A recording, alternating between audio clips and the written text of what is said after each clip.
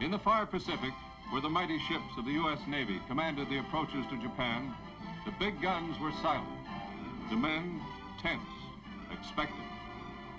Scarcely 4 months after the defeat of Germany, the last of the Axis, tenacious, fanatical Japan, had surrendered on the eve of invasion. The Japs had not quit for lack of men or arms. Great armies waited to defend their home islands. Artillery, suicide planes, new amphibian tanks were ready for the final battle. But as the Jap prepared for invasion, a lone B-29 dropped a single atomic bomb on the munition city of Hiroshima. Smoke rose 50,000 feet as an explosion equal to 20,000 tons of TNT brought the greatest man-made disaster in the history of the world.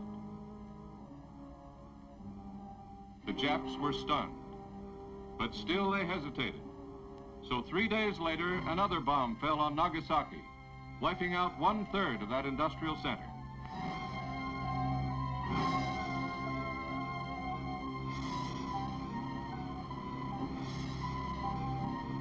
That was the final blow. Even the fanatical Japanese could see the danger of total annihilation.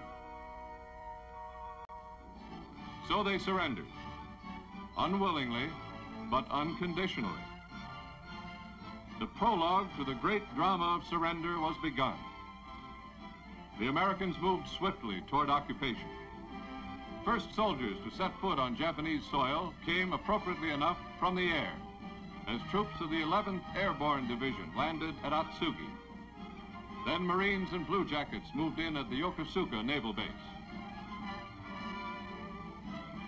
They went ashore armed to the teeth, but there was no bleeding or dying on the beaches that day. They walked in unchallenged, unopposed, as conquerors. Surrender of the base was swift, precise. Included was the once mighty battleship Nagato, later used as a target ship for the atomic bomb test in Operation Crossroads. Transports from Okinawa swarmed onto Atsugi Airfield to prepare for the arrival of the Supreme Allied Commander. Wrecked Jap planes littered the battered field. But Japanese labor cleared away the debris.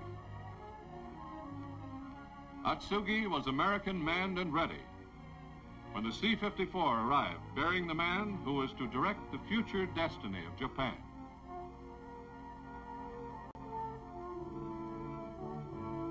Bataan was remembered, and avenged.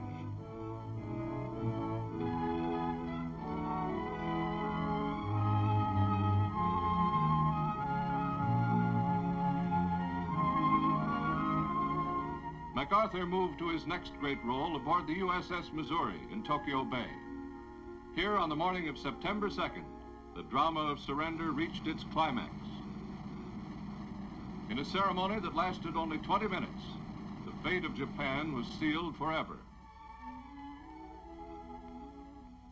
The 11-man Japanese delegation was photographed by cameramen, perched at every vantage point to record the momentous event for posterity. The stage was set. General MacArthur walked from a cabin to open the surrender ceremonies. We are gathered here, representatives of the major warring powers, to conclude a solemn agreement whereby peace may be restored. The terms and conditions upon which surrender of the Japanese imperial forces is here to be given and accepted are contained in the instrument of surrender now before you. I now invite the representatives of the Emperor of Japan and the Japanese government and the Japanese Imperial General Headquarters to sign the instrument of surrender at the places indicated. On behalf of Emperor Hirohito, Foreign Minister Mamoru Shigemitsu signed for the Japanese government. Japan accepted unconditional surrender according to the provisions of the Potsdam Declaration.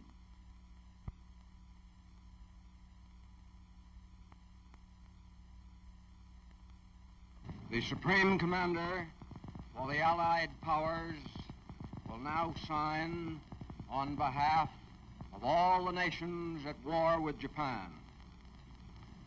Will General Wainwright and General Percival step forward and accompany me while I sign? General Jonathan Wainwright, liberated hero of Corregidor, and British General Arthur Percival, who was forced to surrender Singapore, stood at attention behind MacArthur as he began to write his name with the first of 5 pens. Pen number 1 went to General Wainwright.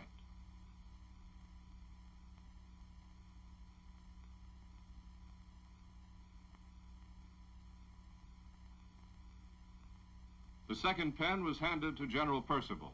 The third and fourth were earmarked for the National Archives and West Point. The fifth, Mac kept for himself.